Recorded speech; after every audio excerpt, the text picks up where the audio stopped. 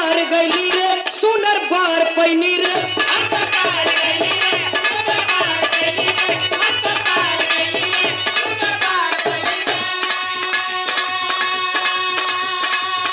अपना राजा के प्यार में संवार गईली रे अपना राजा के प्यार में संवार गईली रे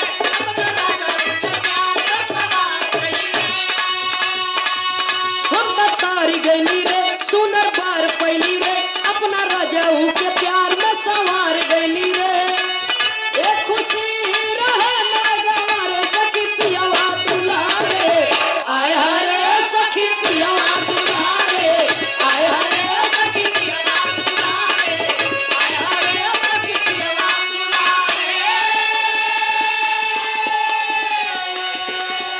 श्री बिरहा जगत में इतनी बड़ी बीमारी चली बा कि इतना लाइन गावल बरे एक अंगौछा यह बन गई और एक खियोड़ी ही इतना गावल बरे हाँ नाचत नाचत यह मंच से कवा ओहर जाए कहीं ओहर जाए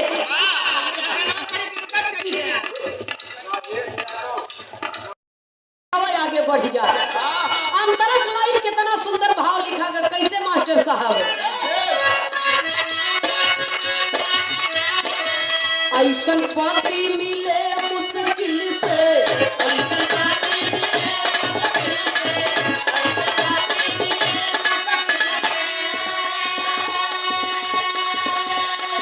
दिल बाड़े मजाऊ दिल से दिल बाड़े मजाऊ दिल से ऐसन पाती मिले मुश्किल से दिल बाड़े मजाऊ दिल से ऐसन पाती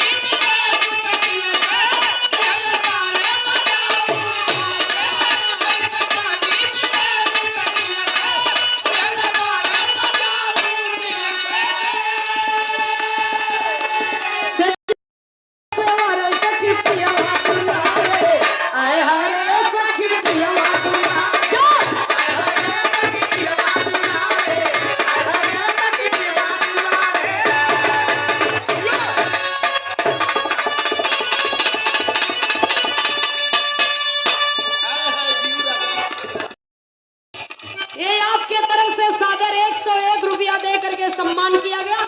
मालिक सुखी रहे, मालिक सुखी रखे, बर कन्या चिरंजीवी खुशहाल रहे, प्रेम का रिश्ता सदैव हरा भरा रहे। जय श्री कृष्ण।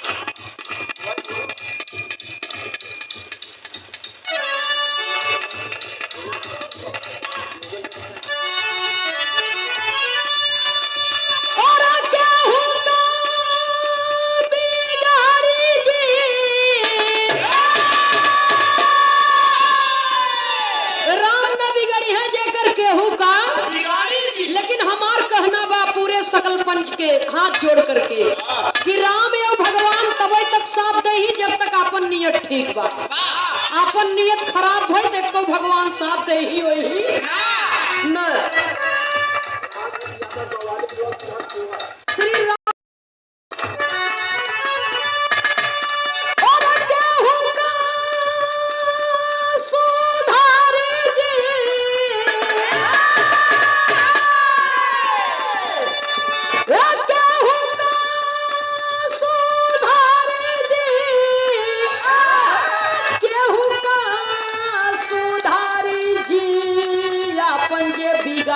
अपन जे बिगारी होकर केहू का सुधार जी, अपन जे बिगारी होकर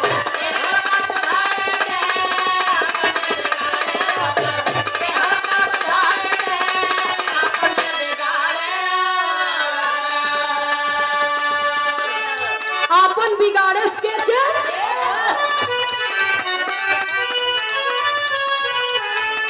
अरे धरती पे पैदा भइले रावण कारा कंस हो, धरती पे पैदा भइले रावण कारा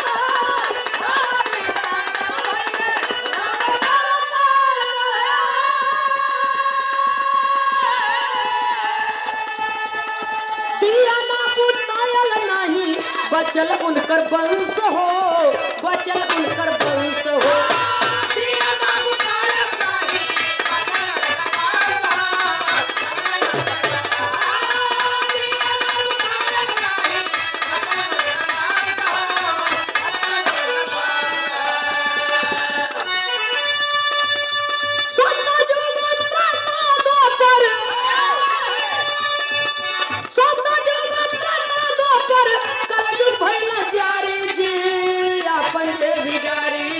कर आपन जे बिगाड़ी ओकर केहू का सुधारे